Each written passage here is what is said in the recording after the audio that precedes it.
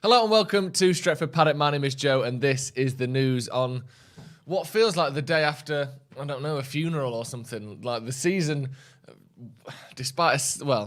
except a slim chance to get top four, the season is largely over for Manchester United, losing to Atletico Madrid last night. We'll be looking at some of the quotes from that game. We'll be looking at some of the aftermath. Now the job searches on Manchester United's next new manager is heating up. That's it. That's all United have got left. Appoint a manager, get to the end of the season, bring the manager in, clear out some of the dead wood, and start again. There's been a lot of reports around Ten Hag in the last 24 hours. His team also being knocked out of the Champions League by Benfica. We're getting into some of those quotes, some of the links with him, some of the people that are interested in Erik Ten Hag coming to Manchester United, and we'll look at the odds of that happening as well. We'll also be looking, like I said, some of the post-match quotes from last night. Let's relive it a little bit. Let's just hit ourselves over the head for no reason. And we'll also be looking at a transfer rumour. Gerard Romero, who's a very reliable journalist, talking about a Barcelona centre-back coming to Manchester United. We'll get through all of that. We are live, so get your comments in. Give me your thoughts on the game last night. I was at the game, obviously, Jay here doing the watch-along. He gave me his ticket for once. And, I reckon he knew what was coming, and he didn't mind missing it. Let's start with this Ten Hag stuff then. There's two stories here. One, unfortunately, is Jamie Carragher talking about Ten Hag, but I think he encapsulates what a lot of United fans are thinking about him. And again, it's another person in the media talking about Ten Hag. I'm pretty sure there's been Ten Hag's team coming out and doing a little bit of recon, trying to get his name higher up in those searches, trying to get his name in the minds of the people at Manchester United. We'll also be looking a little bit more at this questioning that Ten Hag had last night about him learning English. Are you learning English better? English better. I need English lessons. Are you learning English so that you can teach players at Manchester United? Is that why he's doing it? He already speaks English, but he's taking English lessons apparently. So let's get into that one. United is still searching for a permanent successor. This is in the Mirror to interim boss Ralf Rangnick, who has already expressed his admiration for the work that Erik Ten Hag has done since he's joined Ajax in 2017. The Dutchman is one of the two outstanding candidates for the Old Trafford hot seat, alongside under fire PSG gaffer Mauricio Pochettino, and he's even ready to answer the club's SOS call. I love that. Under fire. Let's get a manager that's under fire. That's what we need. He's been shot at by his own fans, his own directors at PSG. No one wants Pochettino at PSG. We'll have him. Oh, what you got sacked at Tottenham? You're about to get sacked from PSG? Come here, fella. That's what we did with Jose. And at least Jose had won a few trophies. Poch remains the favourite for the job, as revealed last month. The Old Trafford hierarchy confident of landing their man. That revelation was then fleshed out by Mirror editor, apparently, that the Argentine was the preferred candidate among the players in United's dressing room, which is interesting. However, the situation remains fluid, and Ten Hag is still an outstanding candidate for the role due to the job he's carried out at Ajax. Now, the current odds, according to oddschecker.com, have Mauricio Pochettino as evens, Ten Hag as 9-4. And then everyone else is either 5-1 or, larger than that. So they are the two outstanding candidates. He was then asked, Ten Hag, I don't know if any of you have seen this video, have you been learning English so that you can, get a job in England? And he does this face. And now that's a smirk. He just opens his mouth a little bit. And now, he's here, lads. He's basically confirmed it. He might as well have signed a contract, held a contract up that says, I love Manchester United, where do I sign? So, signing the signature on it, all that stuff. He's just done this. And we've all gone, case closed. United have signed Erik Ten Hag. This tiniest of mouth openings. He then goes on to deny it. He then says, no, that's not true.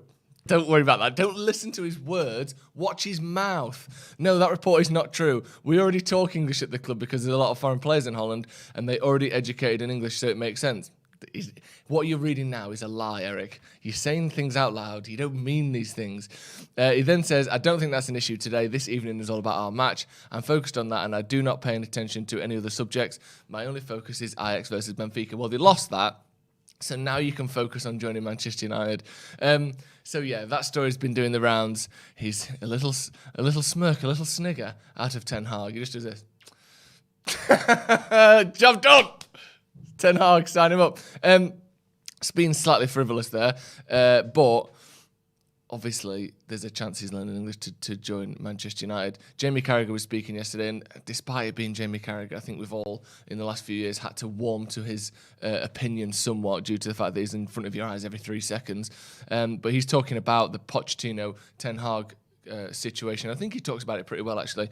He says, I think it's damaged Pochettino more than the Ajax manager because of the team they had. And he's talking about the fact that they've both gone out in the round of 16. The situation they found themselves in that game, and you're actually looking at this management as one of the reasons why they went out. That's the difference, isn't it? PSG, yes, they're playing against a much better team than Benfica in Real Madrid, but they were 2-0 up on aggregate with 20 minutes to go. And they've basically pissed 3 goals away. Like they keep doing, like they did against United, like they did against Barca. I think there's another time they bottled it, wasn't there? That seems to be a running theme for this PSG side. He goes on to say, when you look at Ajax, obviously they're dominant within their league, but what he's done in the Champions League in terms of the first Ajax team that he sort of built and got to the final, that fell apart. Then to create this team, yes, he's gone out in the last 16, but I think if you were judging him as a coach, you look at the group stage as well, winning every game and the way they win. Ten Hag is obviously an excellent manager, and to do what he's doing with that team at all, let alone after it's been picked apart multiple times and the best players get stripped away from him. That's one thing PSG's never had to deal with. Until Mbappe leaves in the summer, PSG haven't had any of their big stars ripped from them against their will, really. Zlatan left, but he was 35. Cavani left, but it was at the end of his contract. He didn't, PSG didn't want to extend that contract. Thiago Silva, largely the same. He's getting on. Chelsea, you can have him. So PSG have held on to their stars with those huge wages. Ajax have been picked apart like a corpse on the ground for the last 5 years. Imran Mohammed says maybe he's learning English to take over City when Pep leaves in 2023. Imran, if you say anything like that again, we're gonna have a problem, mate. Because if he goes to City, we fucked it. Brian Seaton says we need a full rebuild from top to bottom, not Ten Hag. Well, we need a new manager as well. Yes, we need all of these other things. We need new manager, new owners, new boardroom, new chief executives, new this, new that. But we also do need a new manager. Rangnick's contract runs out in, 3 months? So we do need a manager, whether that's going to fix all of our problems or not. We definitely need a new manager. It's going to be tough. EDT says, Ten Hag was unlucky last night, whereas Poch and co bottled it. I think some of the anti-Poch stuff is slightly too far, really. Not what you're saying there, but I just think, the players were on the pitch. He got them to 2-0 up. Maybe he didn't instill the right mentality to take that team over the line. Who knows? But, obviously they did bottle it, and, I guess technically so did Ajax. If you can't beat Benfica, that's not that great either. Let's move on then. Let's look at some of the quotes from last night. We've got to address it. We've got to look at it. We don't want to. It was an awful night. And just another example of how United just aren't really good enough, are they? The first half, they were pretty good. Made a couple of chances. Second half, United didn't even have a shot, barely. I think Varane had that header, and that was about it. This is Rangnick talking about the referees after the game, the referee was disgraceful, by the way, just giving every single foul except the one on Elanga. He said, I think the referee fell for most of the time wasting antics. I can't remember a time in the second half for more than 2 or 3 minutes without the game being interrupted. He said, I think we played very well in the first half. Exactly the way we wanted to play, with a high energy level, but we couldn't convert that into 1 or 2 goals. We had a few good moments where we should have scored, but we didn't. Conceding that counter-attack goal just before half-time didn't make life any easier.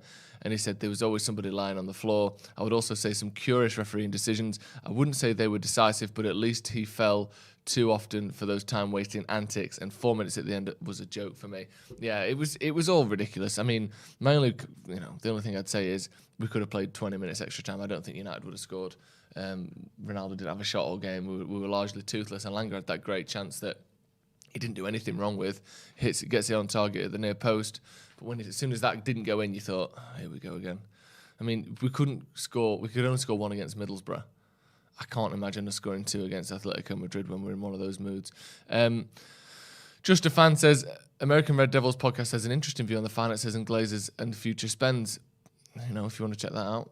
I don't know anything about it, but it's always good to know more about the Glazers and what exactly they're getting up to. Tim Collins says, if not Ten Hag, then who? It feels though it's Pochettino, doesn't it? Those two seem to be the outstanding candidates. Everywhere you look, odds, bookmakers, rumours, inside sources, all of those people are saying it's Pochettino or it's Ten Hag. And it seems to me that Pochettino might well be leading the race. I'm personally more of a Ten Hag fan. I think Pochettino is very much a known quantity, and you get what you get out of him, but you don't get much more than that. You know, when has he gone on and done something that you go, Jesus? Getting Tottenham to a Champions League final, pretty good. If he'd have won it, you'd have gone, Jesus. You know, like look at Jose Mourinho. If he'd have just got Porto to that final, I know it was Monaco, wasn't it? Which is a different proposition to facing Liverpool. I get that. But if he'd have got Porto to that Champions League final and lost it, and then he'd gone to Chelsea, and they've only conceded 15 goals this season, where have they finished in the league? Second. You go, good, yeah, good manager. That's who Pochettino is. He's someone like Jose without any of the actual mind-blowing things that he's done. Like, he's done well everywhere. He did pretty good at Southampton. Yeah, he did, yeah. Did pretty good at Tottenham. Did he win a trophy? Well, no, but, you know, he got him to a Champions League final. Oh, okay, right. What about PSG? He did pretty good. He won him a French Cup. Okay, did they win the league? No. Did they get past the round of 16 in the Champions League? No. Like, that's Pochettino. Good, but not brilliant. And I just think we need someone that could potentially be brilliant. The next up-and-coming wave of managers is Ten Hag, Nagelsmann. You know, even Tuchel, I know he's been around for a little while, but having that, you know, winning trophies and taking teams to the next level, I just don't feel like Poch does that. And yes, it's hard to do that with Tottenham, and it's hard to do that but with Southampton. But he's at PSG now. He's probably going to win the league, yeah. But that's it. It's not really good enough for me. Let's move on then, and this is a pretty good story actually. Gerard Romero, who's a very reliable journalist coming out of Spain, talking about offers for Gavi and Araujo, the two Barcelona youngsters. One is not interested in Manchester United, the other potentially is. Manchester United have apparently made a proposal. I don't know if that's the same as an offer. I don't know if that's the same as a contract. Who knows? This is the translation. He says the Uruguayan central defender has proposals from Manchester United for around 8 million and Arsenal for around 6 million. This is Araujo. For anyone who doesn't know, he's a young centre-back for Barcelona, 23 years old. He's coming to the end of his contract, I think, at the end of next season, which is why that fee and that figure is so low, because he's a very supposedly highly rated centre-back, 6'2", Uruguayan centre-back, played 51 games for the Barca team in the Spanish league. And it looks as though United have made an offer, or certainly put out the feelers for an £8 million move, 2 million more than Arsenal seem to be willing to offer. And you know what? I think United need centre-backs, don't they? I think Maguire was slightly harshly criticised yesterday. Ironic cheers when he came off the pitch, despite, you know, not really doing too much wrong. I think people having to go at him for being slightly out of the line of defence when their ball was played through. You need someone to press the. You can't just have players running at the defence and no one presses them. Someone has to step out and try to win the ball back when the midfield aren't doing it.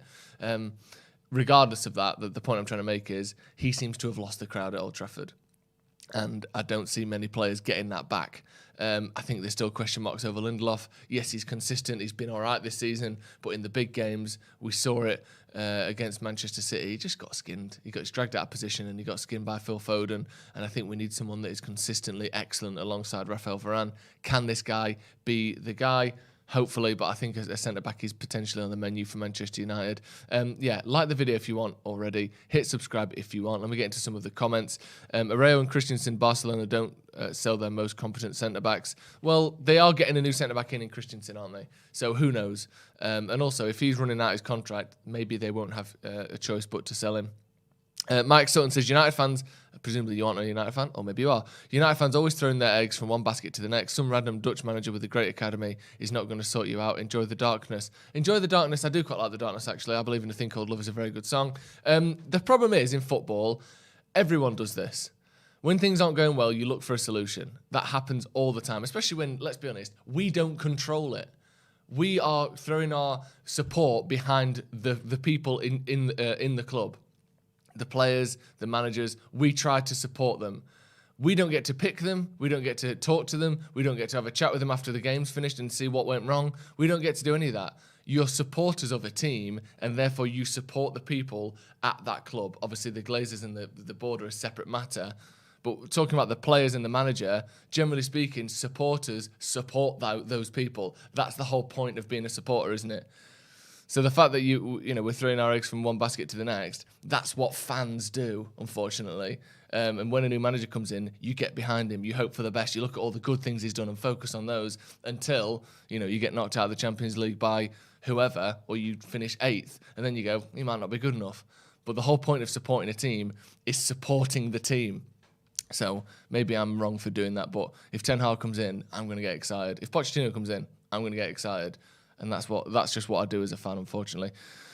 Nick Martinez says, as you mentioned, Erik Ten Hag is used to having to rebuild every season as he loses so many of his best players. I think he should be a bit experienced when it comes to rebuilds. Yeah, he should. And hopefully he can also keep a team going and keep a team together, because that's, you don't lose all of your players every season at Manchester United. Unless they're not good enough, you basically, generally speaking, have the ability to keep your best players. It's not very often someone comes along and nicks one of United's best players off us. It happens occasionally, but, being that sort of top echelon of team, it doesn't happen all that often.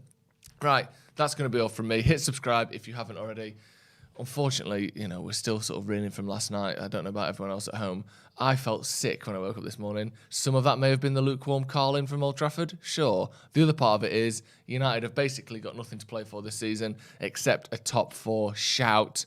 And again, we're getting the Champions League next year. Is anything going to be any different? I'm too negative. United are going to win the Champions League next season after beating Arsenal to the top 4 spot this season. That's what we have to do as Manchester United fans. Any news, we will update it. We've got a video with Rio Ferdinand coming out later today talking about this potential knocking down of Old Trafford, getting his thoughts on that exclusively later on today. We'll also have Abdul looking over the game from last night, examining what exactly went wrong. Thank you very much for joining us. Hit subscribe if you aren't already, and we'll see you in a bit.